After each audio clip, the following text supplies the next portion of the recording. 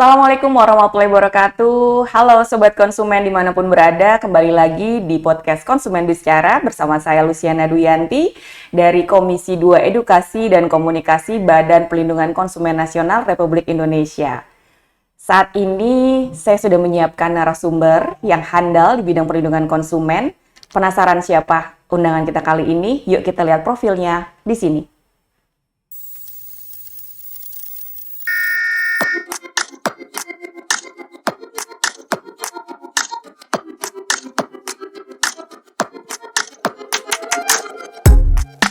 Oke, udah tahu siapa undangan kita kali ini? Dia adalah Bapak Agus Satori, Bapak Dr. Agus Satori. Selamat datang Bapak Agus. Selamat datang Ibu Luciana Duyanti.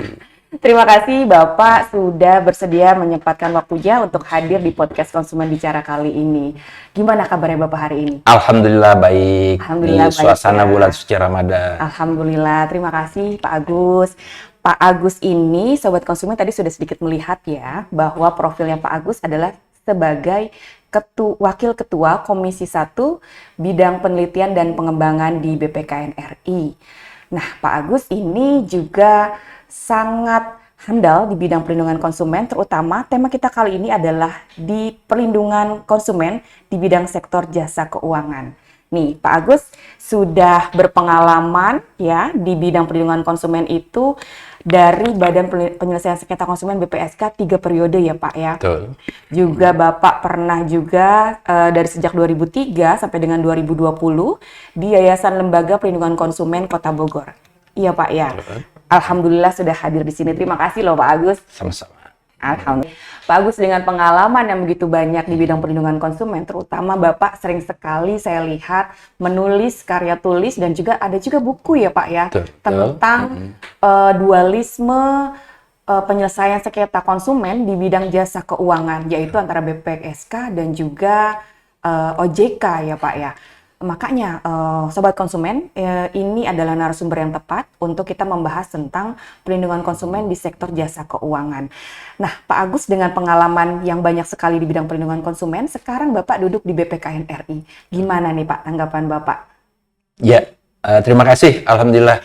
Saya diamanahi sebagai anggota atau komisioner BPKN RI periode 2024-2027 ini sangat excited ya. Kenapa ya? Karena sejak tahun 99 dalam tataran teoritis saya sebagai akademisi yang memang mengampu mata kuliah hukum perlindungan konsumen ya sampai sekarang sejak tahun 1999. Kemudian dalam tataran praktis ya sebagai penggiat perlindungan konsumen sudah terlibat sejak tahun 2003 sampai dengan 2020 sebagai koordinator pengaduan dan advokasi pada Yayasan Lembaga Perlindungan Konsumen Kota Bogor.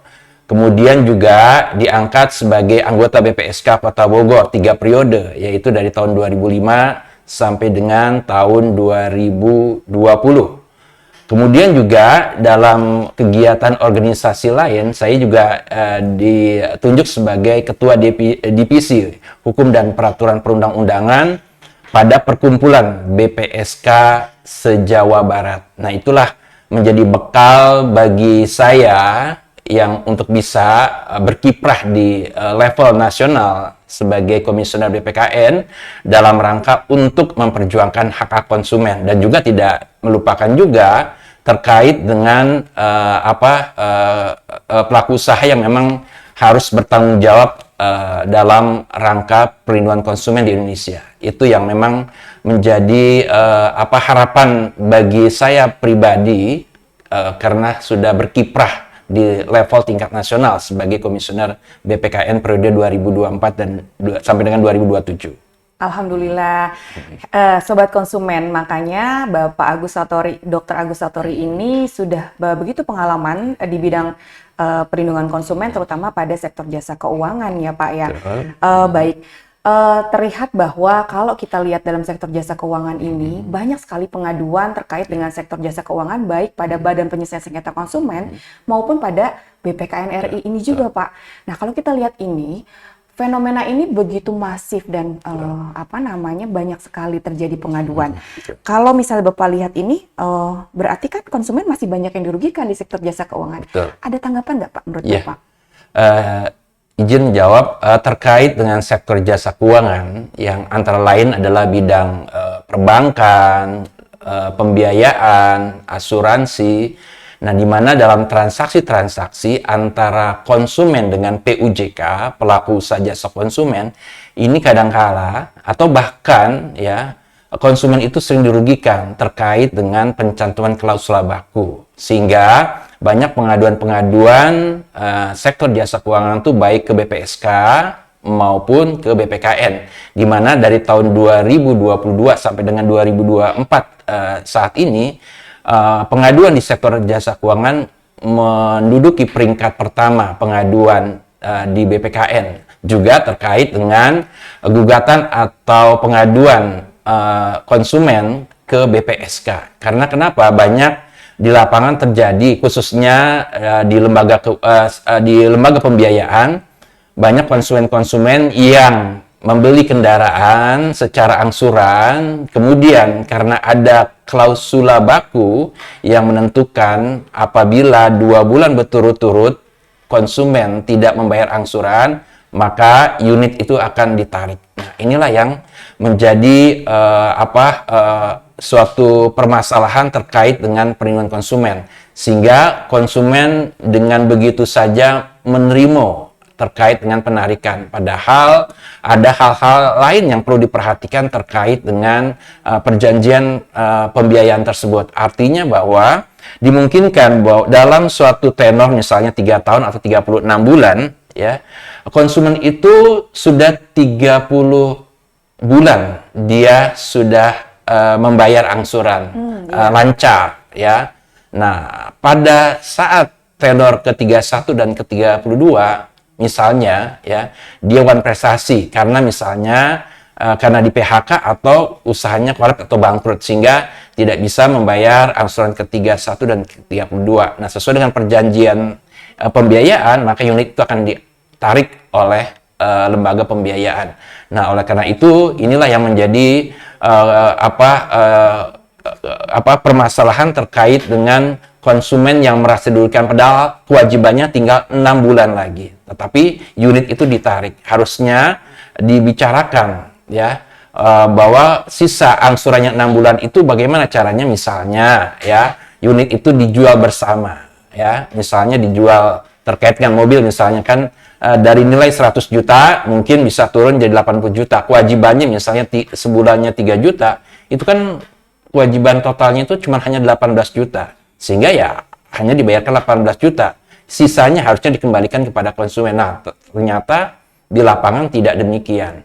Apalagi sekarang, ya, lembaga pembiayaan atau perusahaan leasing itu tidak bisa serta-merta menarik unit itu secara paksa atau langsung, karena ada putusan MK yang dimana bahwa penarikan unit itu harus dengan eksekusi pengadilan.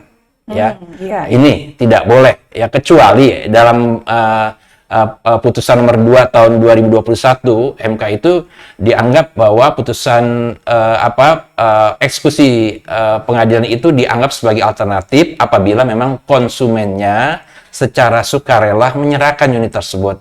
Secara sukarela di sini artinya bahwa konsumen merasa bahwa konsumen itu tidak mampu lagi untuk meneruskan pembayaran cicilannya. Misalnya tadi tenornya 36 bulan, baru cicilan ke-3 dan ke-4, tapi karena di PHK atau kolab tentu harus berpikir untuk cicilan ke-5 dan ke-36 itu dia harus berpikir tidak akan mungkin, ya, mampu, maka konsumen itu menyerahkan. Maka pelaku usaha dalam ini adalah lembaga pembiayaan tidak perlu untuk mengajukan eksekusi atas unit tersebut kalau konsumennya itu secara sukarela. Tetapi kalau konsumennya itu tidak secara sukarela, maka ya pelaku usaha wajib untuk mengajukan biat eksekusi ke pengadilan.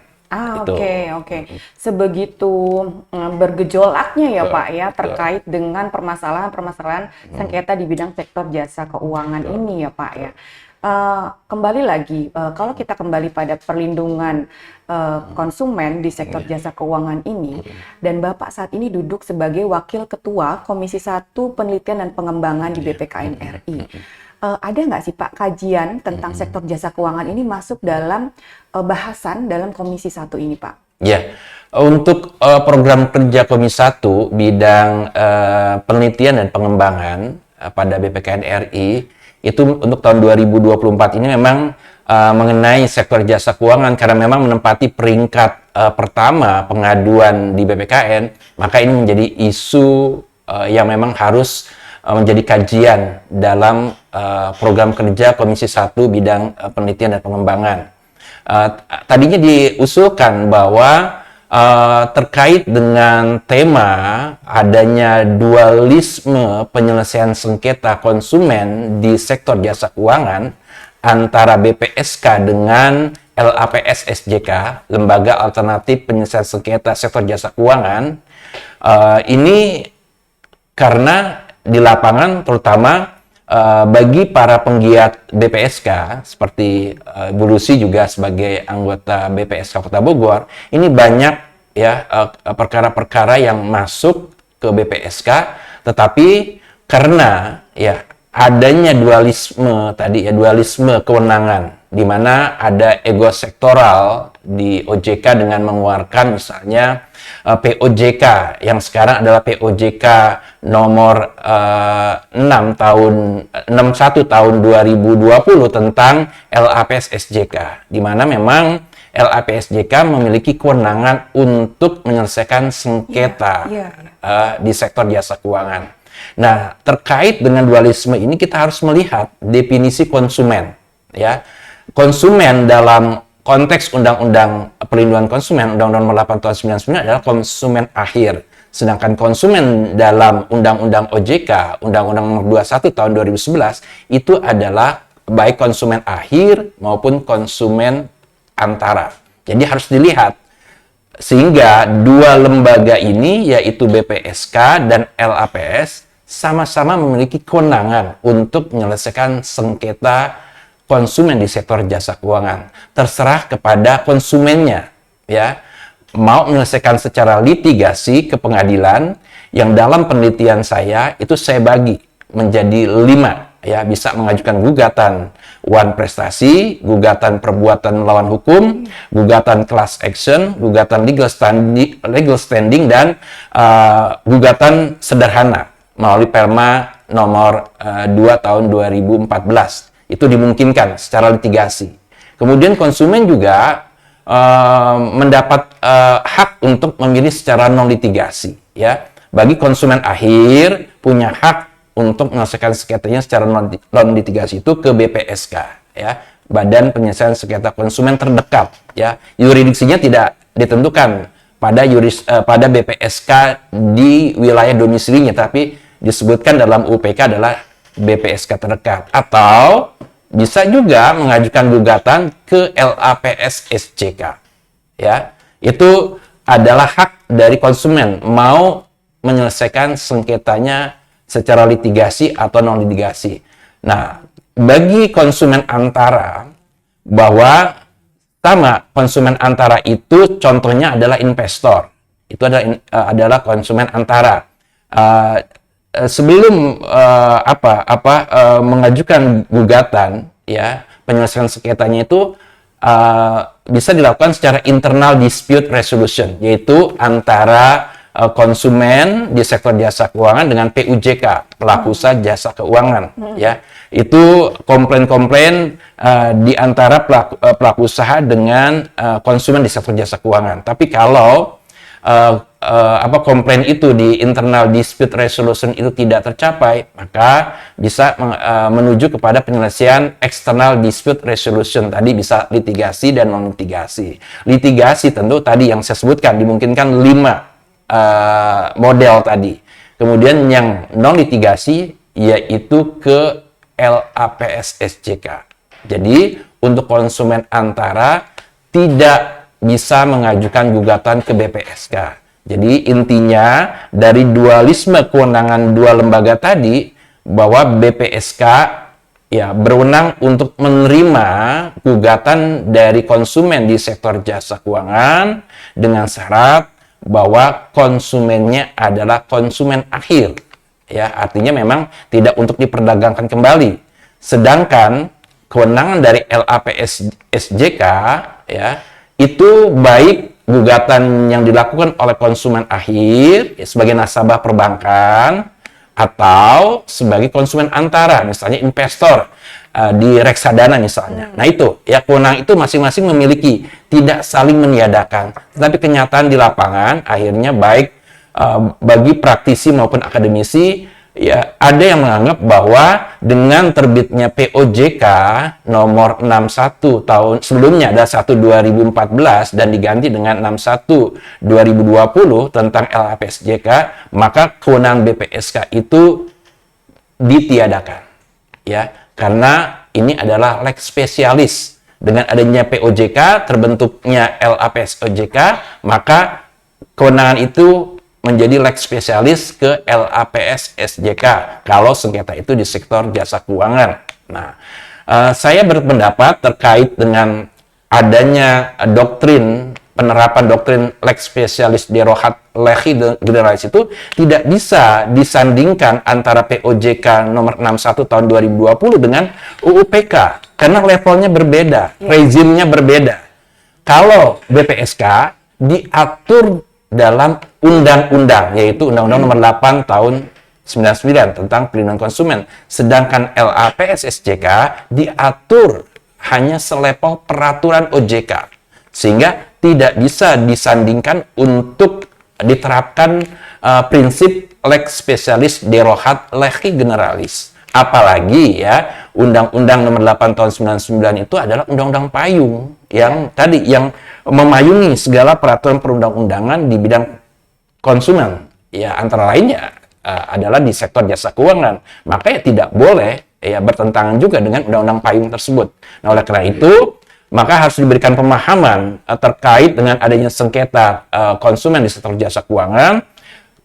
Kedua lembaga ini masing-masing memiliki kewenangan. Nah, kewenangan ini harus dipastikan dan ditentukan. BPSK hanya menerima sengketa konsumen di sektor jasa keuangan apabila konsumen itu adalah konsumen akhir. Ya, dan LAPSJK berwenang juga untuk menyelesaikan sengketa konsumen di sektor jasa keuangan, baik itu konsumennya konsumen akhir maupun konsumen antara. Itulah yang harus bisa dipahami, diberikan edukasi kepada stakeholder semuanya, baik masyarakat sebagai konsumen maupun lembaga-lembaga BPSK maupun LAPS SJK maupun ya, pemerintah dalam hal ini untuk juga ya memberikan edukasi ya, terutama BPKN juga harus berperan juga untuk memberikan pemahaman terkait dengan di lapangan bagi para penggiat anggota BPSK yang memang akhirnya terkendala dengan adanya statement bahwa sengketa sektor jasa keuangan itu bukan kewenangan BPSK. Ini harus diberikan edukasi. Itu demikian. Ya, demikian Sobat Konsumen, luar biasa sekali informasi terkait dengan sektor jasa keuangan ini yang diberikan oleh Bapak Dr. Agus Satori ya Pak ya. Artinya BPSK itu adalah Badan Penyelesaian Sengketa Konsumen ya, yang berada di kota dan kabupaten di setiap provinsi wilayah di Indonesia. Sementara OJK penyelesaian sengketa itu di Lembaga Alternatif Penyelesaian Sengketa Sektor Jasa Keuangan atau biasa kita sebut dengan LAPS SJK ya. Itu hanya berada di pusat-pusat wilayah tertentu yang berada di provinsi. Nah, demikian masifnya sengketa terkait dengan sektor jasa keuangan itu berada atau mengenai pada konsumen-konsumen masyarakat bawah ya Pak ya. Artinya peran BPSK ini tidak bisa dihilangkan begitu saja karena BPSK berada pada kota atau kabupaten setempat yang berada di provinsi sehingga begitu luas jangkauannya kepada masyarakat setempat begitu ya. Baik, tapi terkait dengan dualisme tersebut, walaupun ada perbedaan pandangan dan tanggapan, kita perlu melihat bahwa tanggapan ini bisa diterima oleh setiap stakeholders maupun kepada BPSK dan juga LAPS SJK untuk menjalankan kewenangannya tersebut ya Pak ya. Baik, kembali lagi, kita ketahui ya, Sobat Konsumen, Bapak Agus Satori ini adalah dosen terutama terkait dengan perlindungan konsumen pada Universitas Pakuan di Kota Bogor. Nih Pak, kembali kepada konsep jasa keuangan ini, banyak sekali kasus terutama kita lihat bahwa sekarang ini ada namanya fintech agen penjual efek reksadana Pak, dikenal dengan APRD. Dan fenomena ini memberikan kemudahan bagi investor untuk dapat melakukan atau membeli reksadana tanpa bertemu dengan manajer investasi, bahkan datang ke bank, karena kita tinggal mendownload aplikasi saja. Nah, bagaimana nih Pak tanggapan Bapak Agus ini terkait dengan fenomena APRD ini Pak? Ya, izin menjawab. Terkait dengan fenomena fintech agen penjual efek reksadana atau APRD, ini kan bahwa konsumennya ini adalah konsumen antara, karena sebagai investor, hubungan antara investor dengan manajer investasi, ya. Tentu ada sisi positif dan negatifnya, atau ada ya tadi ya, sisi positif dan negatif. Positifnya adalah bahwa investor tidak perlu lagi harus berhadapan langsung dengan manajer investasi. Itu adalah kemudahan dengan memanfaatkan kecanggihan teknologi, ya, sehingga kemudahan-kemudahan itu ya ada nilai positifnya, ya. Tetapi dari sisi negatifnya tentu ya ada kalanya investor sebagai konsumen antara juga tidak bisa menggali tentang keberadaan dari APRD tersebut. Nah, oleh karena itu apabila investor sebagai konsumen antara merasa dirugikan terkait dengan transaksi tersebut, maka ya baik Undang-Undang Perlindungan Konsumen maupun Undang-Undang OJK juga memberikan ruang-ruang untuk memperjuangkan hak-haknya sebagai konsumen antara. Karena dalam konteks kasus ini atau permasalahan ini, ada isu ini adalah konsumen antara. Ya, investor itu adalah konsumen antara, maka tadi ya si investor itu bisa ya mengajukan, ya tadi investor itu pertama tadi melakukan ya internal dispute resolution dulu antara investor sebagai konsumen antara dengan PUJK, yaitu manajemen investasi. Itu dalam internal. Ada penyelesaian secara win-win solution, misalnya dengan mediasi atau misalnya adjudikasi dalam internal dispute resolution. Apabila dalam internal dispute resolution itu tidak tercapai kesepakatan, maka investor tadi ya sebagai konsumen antara bisa melakukan upaya melakukan penyelesaian melalui external dispute resolution, baik secara litigasi ke pengadilan maupun non litigasi, yaitu ke LAPS SJK. Ke BPSK tidak bisa, tapi bisa ke pengadilan secara litigasi. Non litigasinya adalah ke LAPS SJK. Itu bagi investor-investor sebagai konsumen antara dalam melakukan transaksi dengan PUJK yang dalam hal ini adalah manajer investasi.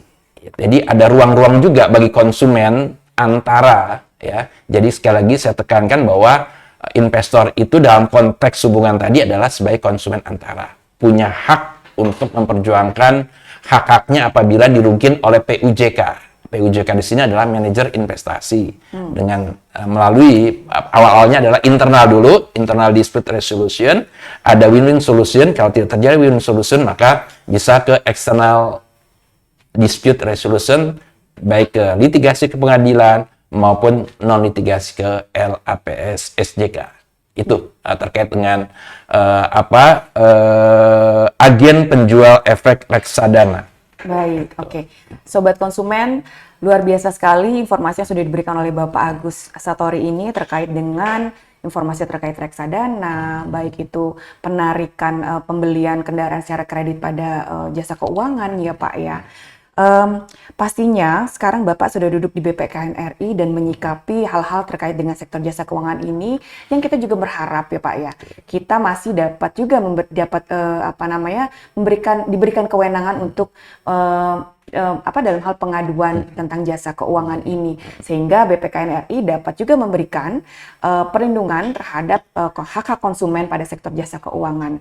Ya, demikian Sobat Konsumen, podcast Konsumen Bicara kita kali ini terhadap pembahasan tentang perlindungan konsumen pada sektor jasa keuangan bersama Bapak Dr. Agus Satori. Baik Bapak, untuk menutup podcast kita kali ini, mungkin ada pesan-pesan Bapak untuk konsumen bicara kali ini pada Sobat Konsumen. Iya, untuk Sobat Konsumen Bicara, kita sebagai konsumen harus menjadi konsumen yang cerdas dan bermartabat. Perjuangkan hak-hak konsumen. Apabila dirugikan oleh pelaku usaha sektor jasa keuangan, maka hak itu perlu diperjuangkan, baik dilakukan secara litigasi ke pengadilan maupun secara non litigasi, yaitu baik melalui BPSK terdekat atau ke LAPS-SJK. Diserahkan kepada pilihan konsumen mau menyelesaikan secara litigasi atau non litigasi. Demikian. Baik, terima kasih banyak Bapak Dr. Agus Satori telah hadir pada podcast Konsumen Bicara kita kali ini. Dan Sobat Konsumen, terima kasih telah menonton podcast Konsumen Bicara sampai dengan detik akhir kali ini ya, bersama saya Luciana Duyanti. Dan jangan lupa untuk follow, like, dan subscribe akun media sosial kita BPKN RI, ada akun YouTube, ada akun Instagram, TikTok, dan juga Facebook. Baik, saya Luciana Dianti, hostnya podcast Konsumen Bicara kali ini bersama narasumber Dr. Agus Satori, undur diri. Mari kita bersama-sama ya Pak ya. Salam konsumen berdaya.